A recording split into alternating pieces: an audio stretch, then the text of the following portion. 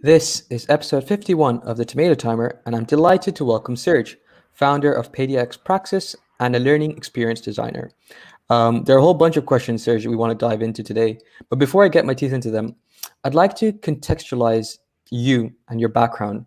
So, kind of, where was your academic journey? Where did it go? And why do you feel like the education system failed you? Cool. Yeah, really fun question to start with. Firstly, thank you for having me. It's going to be really fun to explore these questions with you.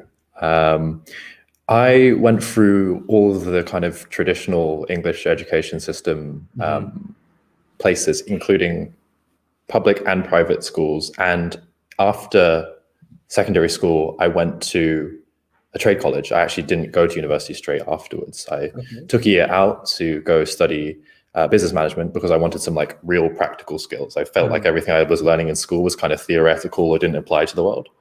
So I just took that year to go to a trade college in Andover. And then I went to UWE, University of West of England, where I studied music technology because I wanted this blend between creative stuff and also like physics and science.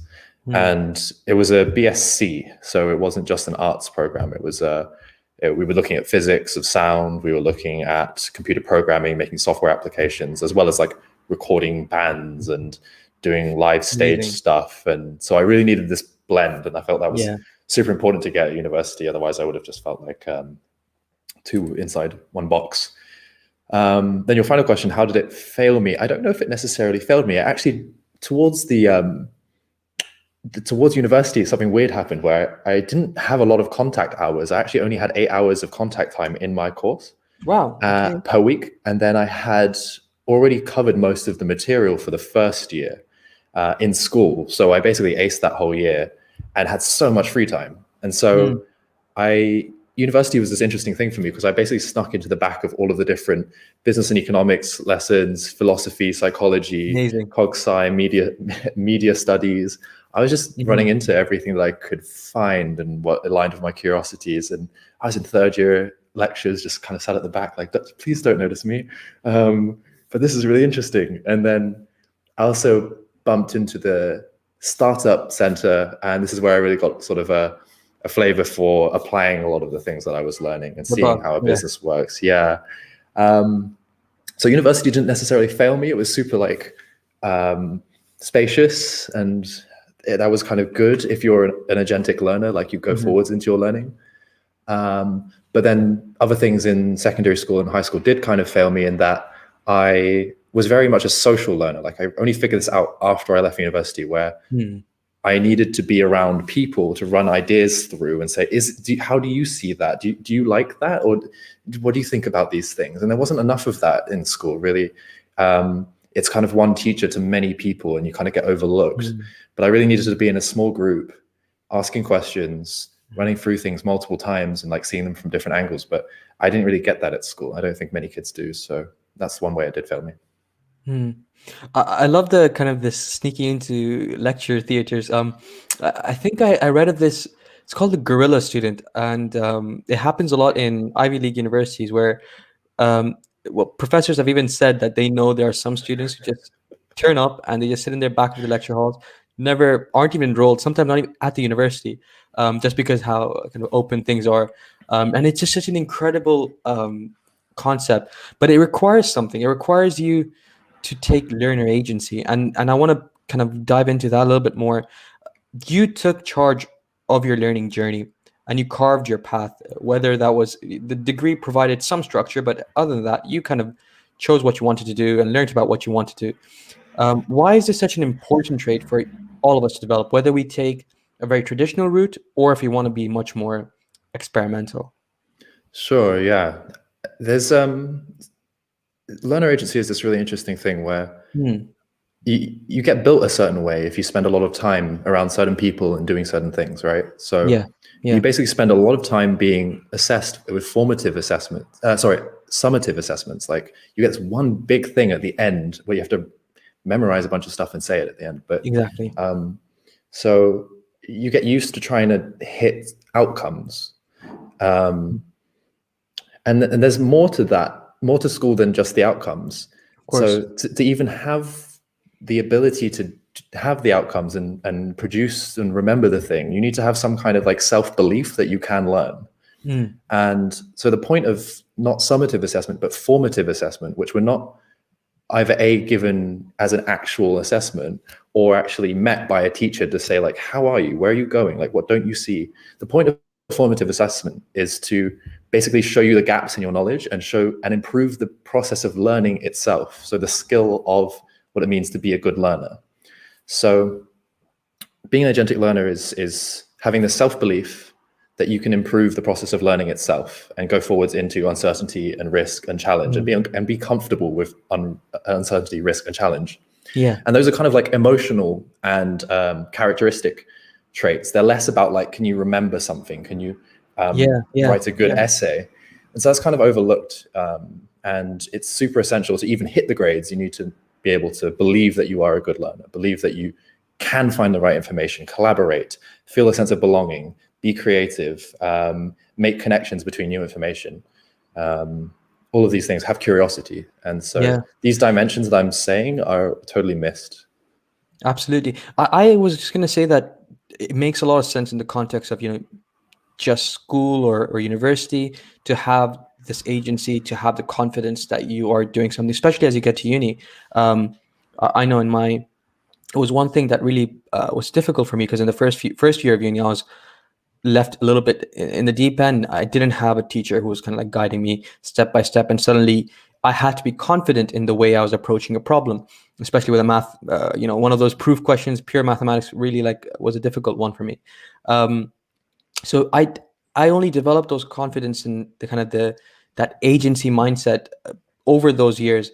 And something else which may seem quite a different area completely, but is deeply linked. I'm sure you can attest to this. But entrepreneurialism, there's such an important aspect of learner agency to someone who wants to run their own initiative, startup, project, whatever it is. Because you need to get out there and learn the things, whether it's, I was talking about this the other day, but, I had to learn about legal stuff and how to manage intellectual property and set up a company. I had to learn about graphic design. I had to think about UX. I had to think about tech. And at the end of the day, it's still learning, right? Even though I'm not going to go into an exam and sit down and write a 3-hour paper, it's still learning. And so help me kind of build that together. So there's learner agency, which is so crucial during school and during university, but also outside in the real world, right?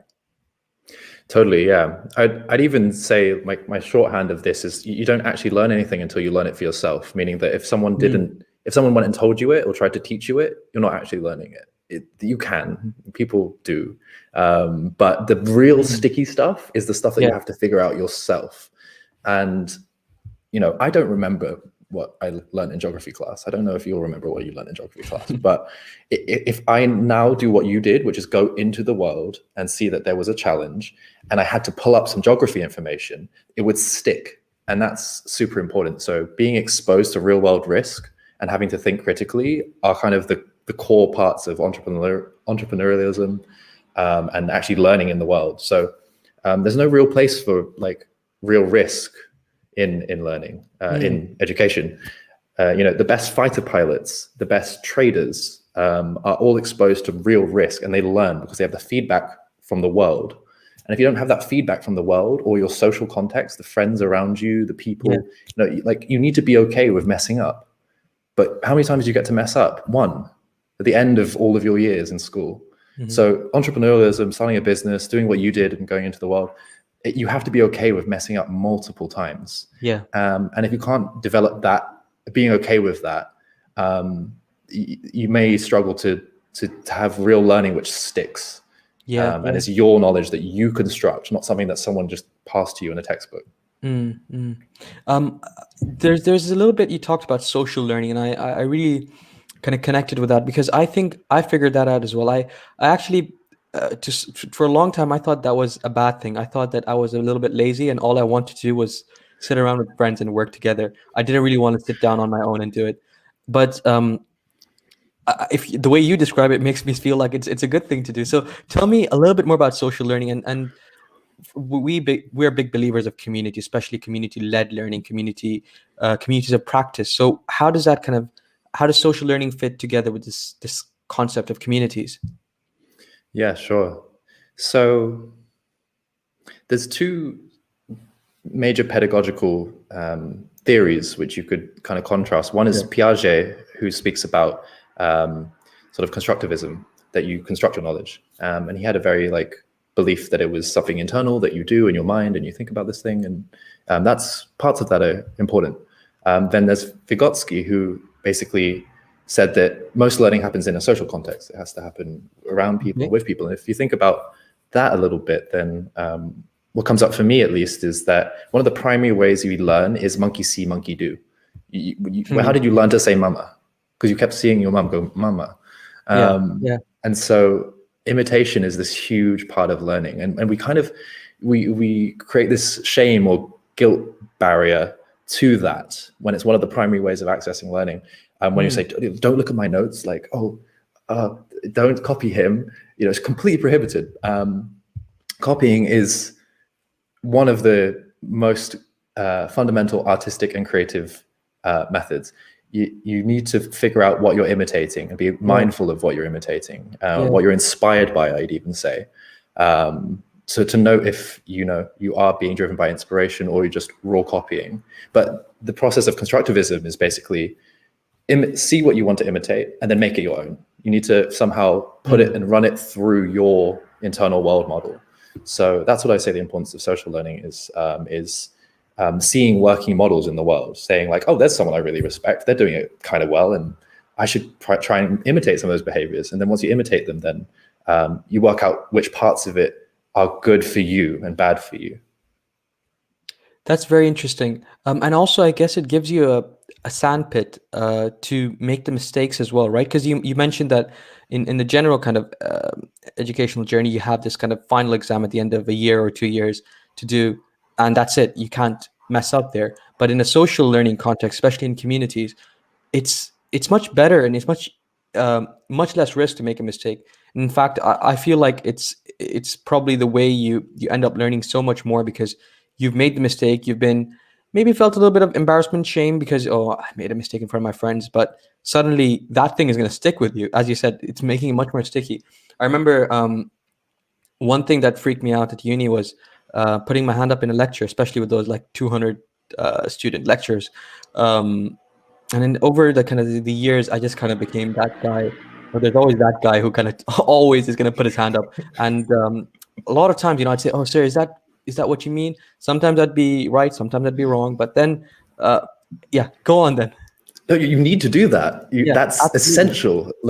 Being able to ask questions. What is an inquiry with no question? How do you solve? Businesses are all about solving problems and answering questions. Testing and hypothesis. Science is about testing and hypothesis. So if you have a hypothesis that's boiling up inside of you, you've got to say it to someone. And I think being up to your point of being held up by the community is super important, not just because it puts the risk layer on, but because when you fail, hopefully you've built relationships with people who pick you back up again.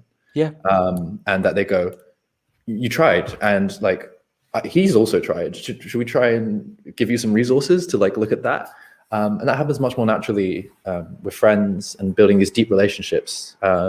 So having those around is super important. You don't have the same kind of connection to a lecturer or a teacher as you do some close friends who are also on a similar mission or vision. Yeah. I want to iterate on another thing, actually iterate itself, but that's my point. Repetition and learning through repetition. Another thing, as you said, it's often looked down upon and thought as not the right way of actually learning. You're not doing anything, you're just copying. But if you look at the context of, as you said, artists, sculptors, they didn't go out and become, Michelangelo didn't just start at a marble and just produce the greatest statues or anything like that. He made hundreds of copies and imitations, and he continued to do so. And I'm talking a very specific example, but it applies everywhere, right? You need to keep copying. And one of the ways I studied actually was, especially long proofs and theorems, for pure mathematics, I would sit down and copy it over and over and over again until I started to build linkages between statements, and not linkages which are just like memorization ones, but actually I see the logical connection between this and this, and I can see why it's connecting. And it would only happen after the fourth time I've actually rewritten it out. And I still have all those papers. My mom keeps every single sheet of paper that I write on. So I have like copies and copies of the same theorem over and over again, and that's the only way I've learned. Again, something I felt ashamed about, but maybe just tell me a little bit more as well, because it's such an important thing to not be ashamed about, I think. Yeah, I guess there's two different concepts which I'm hearing. One is like imitation, and one is repetition. Okay. Yeah. Like imitation, super important. The part that is important there is inspiration, because inspiration is this thing which opens you up to the world. You kind of have a readiness and willingness to go into the world. You're like, wow, that inspired me. And sometimes this happens at school, where a teacher just says a really off the cuff comment and just is like, you're really good at that. Or you see a teacher who's doing something cool and you're like, oh, I want to go do that. And so be very mindful of who you're imitating and who you're inspired by, because you tend to gravitate towards that and copy those behaviors. And then there's repetition, which I think you're speaking about. This has more to do with like depth of understanding. So a thought experiment is basically like the novice and the expert. If the novice, say there's a basketball game on, the novice just sees like chaos. He's not quite sure what's, it's like whatever's happening, like, oh, they put the ball in the hoop. And then the expert actually sees a series of patterns, and he's like, oh, okay, well, I can explain to you how they set up the defense, and then they got the thing ready, and he pass it to that guy. And one key difference in the type of understanding that the novice has to the expert has multiple ways of explaining the same thing. So you can't say that the novice understands it as deeply as the expert, because he only has one explanation for it. If someone has like 4 ways of proving the same thing and speaking it from different angles, you understand it deeper. And this requires like huge amounts of curiosity and being okay with uncertainty and risk and stress and uncomfortability, because some people take things at surface value and they go, oh, well, I solved it and that equation works. But he doesn't understand it as well as someone who has 4 ways of explaining that, proving that theorem. So that's the importance of like convergence, seeing things from multiple angles. I want to change gears a little bit. We kind of like got into a very abstract kind of learning and pedagogy, but I want to come back to something that you've developed very recently, which is Educreator OS, and that's a set of Notion templates. And you are a super user of Notion, and we've heard a lot about this. We at Xenon use it as our kind of organizational tool for documents and tasks. But if someone has never heard of it, what is Notion, and why is it an important, or how can it be a valuable tool for us as students? Sure. Have you ever tried to collect notes on Word docs? It's kind of gets a little bit messy after a while, and you're like, well, which folder did I put that in? And I don't know. There's no search bar. Note-taking is this super important thing you do at school, and hopefully for the rest of your life somehow, if it's relevant. But Notion is essentially a note-taking app, but it's more than a note-taking app. You can have databases in it. You can also have images and different kinds of, they're kind of like widgets, and you can arrange them in different orders. So it's like Lego blocks for information and knowledge. I see it as that. And you can build project management databases. You can build galleries. You can build websites with it. You can create sort of libraries and repositories for keeping different types of books, lists, and stuff. It's brilliant, multi-purpose tool. It was meant to be, the founders basically said, we want this thing to replace Word documents. Like, it should be the default thing. And I see it as that. It is not just a great place for writing down your thoughts, but also kind of creating structures and processes and workflows. So that's roughly what Notion is. It's then the backbone of this product called Educreator OS. Should I talk about that a bit? Yes, of course. Yeah, Educreator OS is basically a Notion dashboard, meaning that it's like a central place that you do a bunch of stuff. It's for experts, educators, and hobbyists. But it's also really great for students in an interesting way, because one of the best ways to learn is to teach. This is called the Feynman technique. By teaching, you actually figure out what you do and don't know, because you go to say to someone and you're like, oh, I can't explain that to you. I'll go back and figure it out. So for these people, it's a all-in-one Notion dashboard for them to create online courses, workshops, content, blog articles, basically for you to launch all of these things quickly and effectively using Notion, all from one place. And inside is a bunch of, I think it's about 30 plus templates. So if you want to start a new online course, you have a template and you just fill in all the information. If you want to create a new YouTube video, it's got a template and you fill in all the information. And it's broken down into 3 parts. There's the creative side, so for creating projects. And there's a business management side for managing your business, whether you're using, Teachable or Zoom to teach online, all these different things. And then also there's a bunch of guides in there to teach you the sort of fundamentals of starting an online business and some basics of teaching and sharing information online, all those good stuff. It sounds really interesting. And just to kind of like explain from my perspective, Notion has been really powerful, of course, for organizing ourselves as an organization, but also, as you said, keeping my kind of scattered thoughts. So I have a list for the books that I want to read or movies that I want to watch. I also have things like interviews that I take, and especially right now, I can confess that I have a Notion open in front of me because I have all my notes for the interview that I'm doing with you right now. So it's a very powerful tool. I would highly recommend, especially because you get a whole bunch of kind of like access with an education account. So it's go ahead. It's also just free. Yeah.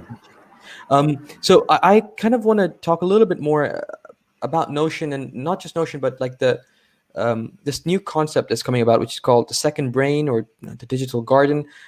What is that about? How does that connect with this concept of note taking, which isn't just, writing, copying from a textbook to a piece of paper, and how does it contextualize for us as students? Sure, yeah. Personal knowledge management is this kind of big bucket, and building a second brain is one sort of methodology or movement inside personal knowledge management. You can use any tool. Notion is just one. There's Roam Research, there's Bear, there's Evernote. You could use whatever. But basically, the whole kind of one of the core premises is basically your brain's very good at creating stuff. You're really great at coming up with ideas, but it's not so great at remembering things. And you might leave something like a podcast idea over there, and your cookbook over there. And basically, building a second brain is creating, offloading all these thoughts into a kind of single unified area, whether that be in Notion or Evernote. And you're trying to design notes in a way where they are both discoverable and at any time that you need it to basically say, okay, my future self needs to figure this out and I need to find the right notes. And so they should be quickly accessible. So if I'm starting a new project on website development, then boom, it's all in one place. Yeah. And then the other part you want to design for is also interconnectivity. Your brain is not like a Word document. You don't think in pages, you think in related concepts. So what you're trying to do is to build connections between notes. Your notes on Thursday last week are over there on Thursday, but there's something that's going to be amazing, which happens in about 2 weeks' time, but you need to find a way of creating connections between those things. So tools like Notion, like Roam, have these amazing things called wiki backlinks, and they're kind of like how Wikipedia works, when you kind of just keep looping through different pages. And you're creating that for your own knowledge. Yeah, but I kind of want to just ask, kind of etch a little bit more further, because you talk about note taking as a way of creating, or I don't know how to explain it, but it's more than just kind of for remembrance. It's more like your interpretation of certain things. So why is it so important? So there's kind of this note taking that we've always been taught, for exam prep or whatever, but there's another kind of note taking which you're kind of talking about, which is like when I listen to a podcast or when I read a book, I need to be taking notes. These are assimilations of thoughts and ideas that I've had at that moment in that situation. So just a little bit more on that. Yeah, sure. I think one of the main ways that it relates to students is that you're engaging in an active learning process. Yes, that's it. That's the core thing. I think, listening to a podcast, reading a book, all of these things and expecting them to go into your head is kind of, it doesn't make any sense. Like, you need to be using and engaging the senses and creating an artifact while you do it. So note-taking alongside listening to a podcast is engaging with the content. And then this is where it starts to become sticky. And it's more than just remembering. You're right. It is about coming up with your own insights and coming up with your own questions to it and reacting to it in the moment, rather than just being a passive receiver of information. You're going from like mindless consumption to mindful creation and creating these connections and generating new novel insight because it's your thinking. There's a beautiful phrase, I forget who said it, but it's like, I don't know what I know until I write it or something, or until I see what I've written. And yeah, I think this is very true about writing as a practice. Well, Serge, you are a big believer of the Pomodoro technique, and we've just hit our timer. So it's been an absolute pleasure having you. Thank you so much for joining us. Thank you so much for having me on. I'm happy we got that in 25 minutes. We did. Bye. Good job.